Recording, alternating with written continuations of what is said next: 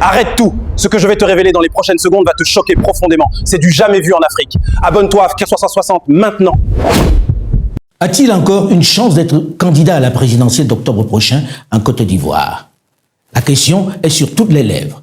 Après avoir pris la tête en décembre 2023 du PDCI-RDA, le parti historique d'Houphouët-Boigny, principal parti d'opposition, il fait face à un obstacle de taille, celui de son exclusion de la liste électorale qui le rend de fait inéligible.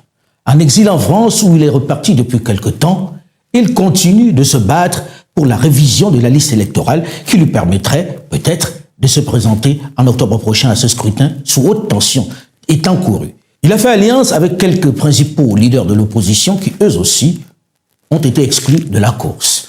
Notamment l'ancien président Laurent Gbagbo, l'ancien premier ministre et ex-président de l'Assemblée nationale Guillaume Soro, l'ancien ministre et chef des Patriotes Charles Blé Goudé. On ne cité que cela. Ira pas, Tidiane Thiam, le président exécutif du PDCI-RDA, est l'invité de Moment de vérité sur Afromédia. Bonjour Tidiane Thiam. Bonjour M. Foucault, merci de me recevoir. Très heureux d'être ici. Alors on va commencer par des choses très pratiques, les questions sur lesquelles les Ivoiriens se posent des questions et aimeraient avoir des réponses. Êtes-vous en exil en France? Et pourquoi? Est-ce qu'on a essayé de vous arrêter? Pourquoi vous êtes à l'extérieur? Je suis à l'étranger. Écoutez, il y a une succession d'événements que beaucoup ont pu voir. Le procès, 22 avril, etc. Bon.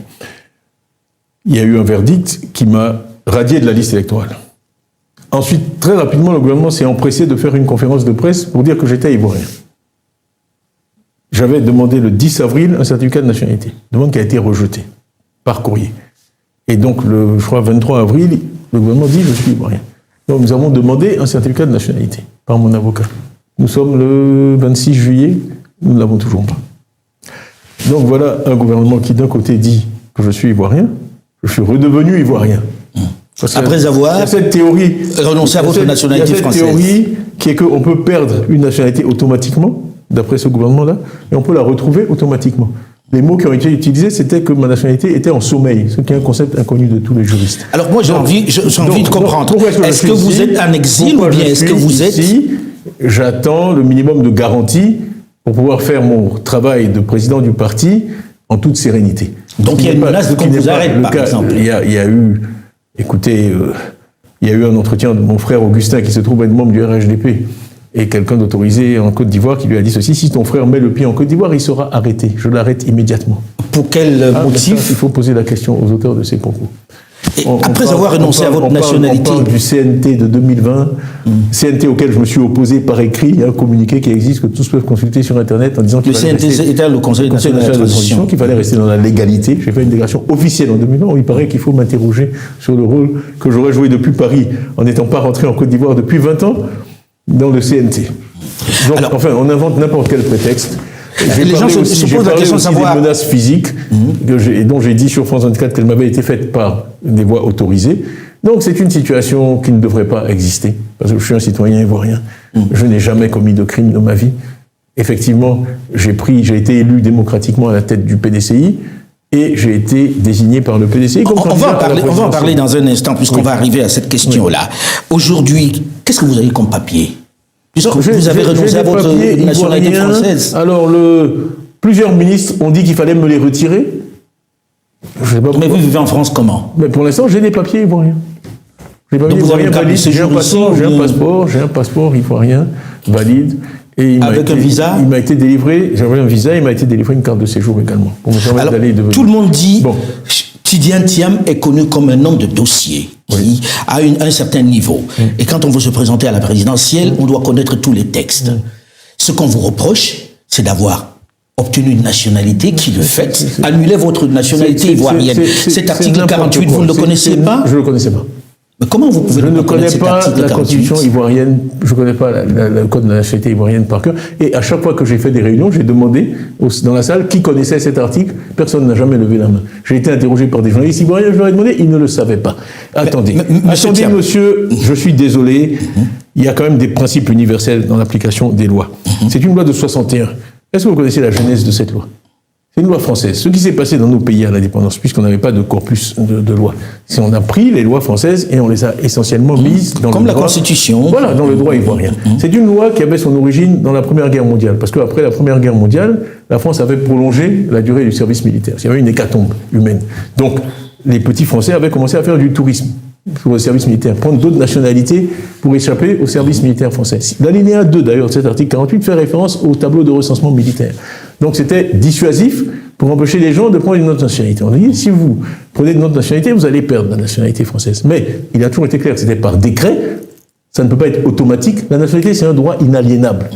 Okay, mais en même temps, c'est une... En 73, la France a abrogé cette disposition. Cette disposition en Côte d'Ivoire n'a jamais été appliquée. Monsieur Foucault, vous devez vous prémunir, il y a un usage. Elle a été appliquée une fois. Non. En 2011, attendez, d'abord, en 2011. Attendez, on se gargarise parce que ça les fait plus sourire. Oui, c'est la loi de son grand-père. On lui a appliqué la loi de son grand-père. À ma connaissance, Monsieur le Président Houphouët-Boigny a été président de Côte d'Ivoire de 1960 à 1993. Je mets au défi quiconque de trouver un seul exemple d'application de cette loi en 32 ans, de 61 à 80. Du vivant du président Houphouët, cette loi n'a jamais été appliquée. Pas une fois. Mais ça ne fait pas que cette loi n'existait pas, M. Thiam. C'est un concept de désuétude.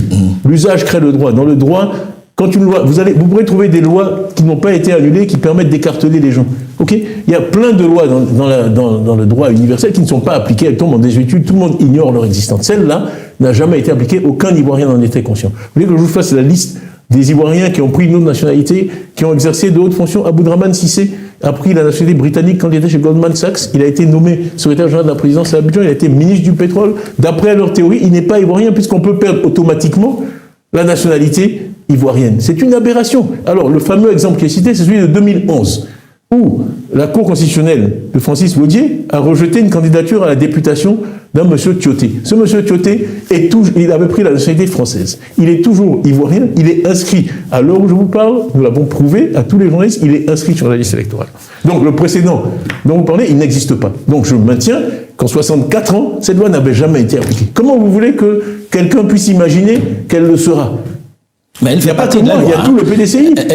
Elle n'a pas été abrogée. Elle n'a jamais été appliquée. Il y a des centaines de milliers de gens sur la liste électorale aujourd'hui qui sont des doubles nationaux. Alors comment expliquez-vous que ça arrive à vous? Ah, mais ça, il faut poser la question à ceux qui ont monté. Expliquez. C'est comme quand ça veut dire quoi concrètement? La foudre tombe quelque part. Une loi, il y a 30 millions d'Ivoiriens. Il y a des millions de naturalisés. Vous pensez qu'on a peur de vous, que le président Ouattara a peur de votre candidature?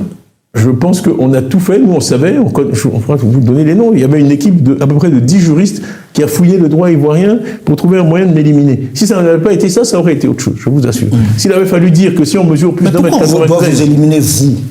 C'est toute personne qui est en position de gagner. Moi, si vous voulez qu'on regarde les sondages, on a fait des sondages qui sont publics, on les a publiés. De Messina Group, c'est le groupe... C'est un groupe qui fait du conseil en activité politique, c'était le directeur de campagne d'un certain Barack Obama en 2008 et en 2012, qui a gagné 2 élections américaines. Dans ce sondage, je vois, second tour des élections, vous êtes opposé à Alassane Ouattara et vous avez 57% des voix contre 43%. C'est ce que nous disent nos sondages.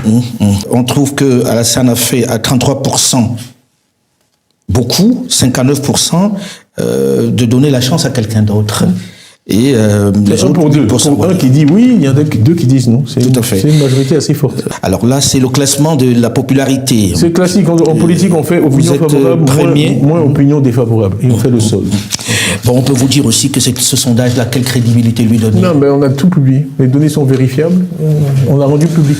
Donc en fait, pour vous, c'est de l'acharnement de la part d'Alassane Dramane Ouattara. C'est un refus de permettre une alternance. Écoutez, il y a tellement de choses qui se disent sur mon compte. Aujourd'hui, je vais être un peu plus ouvert. Alors on va y aller progressivement.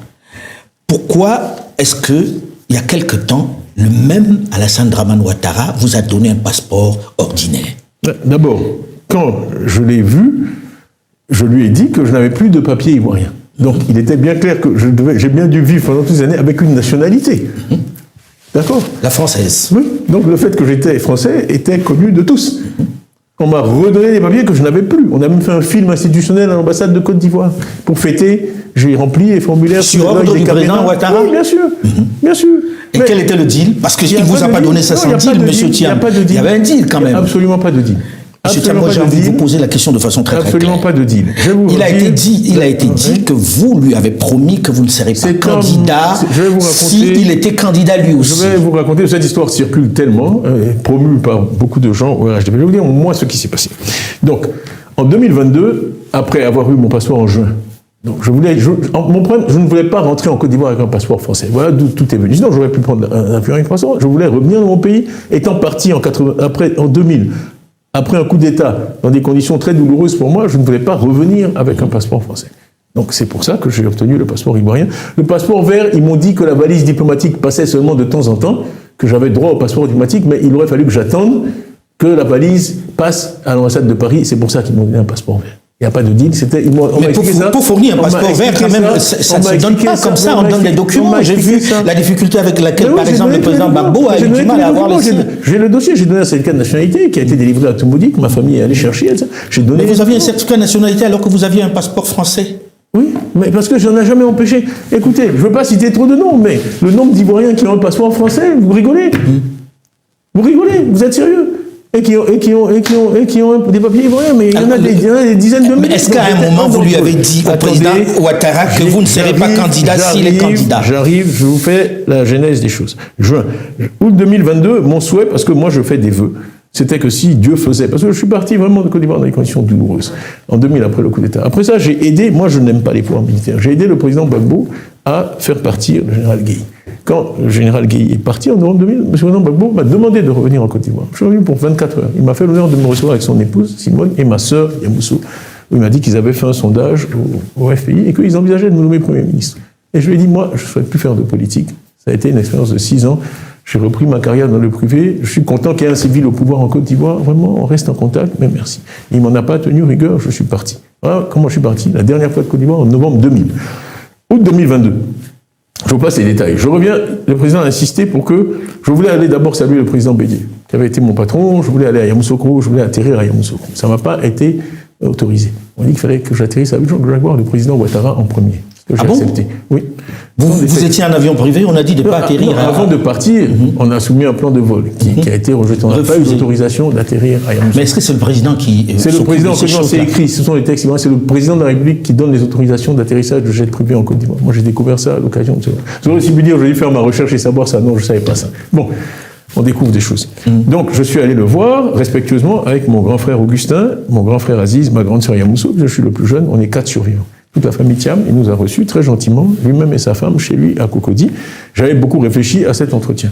Donc on a échangé des amabilités. Et ensuite, je lui ai dit, Monsieur le Président, est-ce que je peux avoir un tête-à-tête avec vous?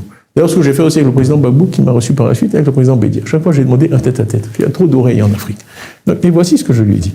Je lui ai dit, Monsieur le Président, moi j'ai des ambitions, je reviens en Côte d'Ivoire avec des ambitions pour faire de la politique, peut-être un jour. Être candidat à la présidence. Donc, mais là, on est dans le 3e mandat, on a vu ce qui s'est passé en 2020. J'ai besoin de connaître vos intentions. Il me sera difficile d'être candidat si vous êtes de nouveau candidat. Donc, il m'a regardé dans les yeux, il m'a dit, non, parce que moi j'ai fini, ce 3e mandat, c'est exceptionnel, je ne serai pas candidat. Il vous dit qu'il a fini, il ne sera pas candidat. Je maintiens. Je ne serai pas candidat, donc ça veut dire que ça vous ouvre la porte. Voilà. Mais d'où vient-il alors qu'on dise que non, vous aviez promis? Ça, c'est eux qui le répètent. J'ai dit, il me sera difficile d'être candidat si vous êtes candidat, et donc je veux savoir. S'il m'avait dit à cette époque-là, mais tout aurait été différent. Et malheureusement, comme il y a dans les affaires policières, il y a des témoins contemporains. Parce que mon frère Aziz, j'ai toute confiance en lui, dès qu'on est sorti, je lui ai raconté l'entretien. Donc il y a des témoins contemporains, c'est pas une histoire que j'invente aujourd'hui, c'est ce qui s'est passé. Là où je me suis dit, il y a de l'eau dans le gaz, c'est quand j'ai commencé à faire campagne en 2023, que j'ai vu le niveau de toxicité de ce que le RHDP disait sur moi, le niveau de violence déjà, pour m'empêcher d'être président du PDCI, vous savez quand même ce qui s'est passé. Le congrès devait avoir lieu le 15 décembre 2023 à l'Hôtel Ivoire. On a suscité 2 plaintes de 2 secrétaires généraux de section, 2 plaintes bidons sur 6800, qui sont allés l'après-midi à une session du tribunal à laquelle nous n'avons pas assisté, contre le PDCI. Moi, on avait des rumeurs en disant ils vont interdire votre corruption. On a des sources dans la police. La police était déjà informée cet après-midi-là qu'ils allaient intervenir pour interdire notre congrès. Ils nous l'ont dit. Mais certains n'y croyaient pas. Bon. Donc l'affaire tourne jusqu'à 20h. On est même remonté jusqu'au ministre de la Justice pour essayer de savoir. Et on nous a dit non, mais si une décision pareille avait été prise, le ministre serait au courant. Paf, à 2h du matin, 39 cargos de police. On envoie 39 cargos de police à quelqu'un avec qui on a un deal. Moi, je travaille de façon moderne. J'ai toujours des sondages. J'avais des sondages. Mon estimation, c'est que j'aurais 93% des voix. Eux, ils avaient les mêmes sondages. Ils savaient que j'allais être élu. Okay. 39 cargos de police. Donc, pour vous, aujourd'hui... Donc, la première agression, le 9 décembre 2023, j'ai dit ceci, dans un grand discours à Yamoussoukro pour lancer ma campagne, pour être président du PDC, que nous étions un parti qui avait l'ambition de diriger le pays, qu'on devait être un parti national, et j'ai dit ceci, j'ai dit qu'il fallait que le PDCI revienne au Nord. J'ai pas dit qu'on reconquiert le Nord, qu'on domine le Nord, j'ai juste qu'on revienne au Nord. Et c'est là que M. Bakongo, le dimanche soir, m'a injurié en disant que je ne portais pas les mêmes boubous que les autres, m'a injurié en djoula, que je m'étais enfui au premier tir de Kalachnikov. Donc, ces agressions idiotes ont commencé dès fin 2023. Ensuite, on m'a empêché de tenir le congrès. Il a fallu qu'on ruse, qu'on déplace le congrès à Yamoussoukro parce qu'ils avaient commis l'erreur d'interdire la tenue du congrès à Abidjan. D'accord? Donc on a décidé de le tenir le samedi à Abidjan. Et le jeudi, les deux mêmes ont reporté plainte. Le jeudi à 17h, ils étaient prêts. La même juge d'ailleurs, qui a statué le 22 avril 2025, c'est la même juge, qui a fait l'opération du 15 décembre 2023, interdisant mon congrès, qui ensuite le jeudi devait statuer sur la nouvelle plainte, parce que maintenant il voulait qu'il soit interdit pour toujours, sur toute l'étendue du territoire, d'élire un nouveau président. Où est-ce qu'on a vu un parti comme le PDCI? Et c'est la décision de justice qui était prête. J'ai dû ruser. On a trouvé le matin un des deux qui était caché à Grand là-haut. On l'a ramené à Abidjan et on les a convaincus tous les deux. Ils ont retiré leur plainte à 16h45. Voilà comment l'affaire a pu se faire et j'ai pu être élu le samedi avec 96,47% des voix. Alors, qu'est-ce qui peut susciter autant d'animosité? Est-ce que ça veut dire très clairement que même si ce n'est pas encore annoncé, il est clair que le président Alassane Dramane Ouattara sera candidat? Ça fait pas l'ombre d'un doute. Voilà, la nympho qui a tout secoué aujourd'hui, et ce n'est que le début. Si cette révélation t'a choqué autant que moi, imagine ce qui arrive demain.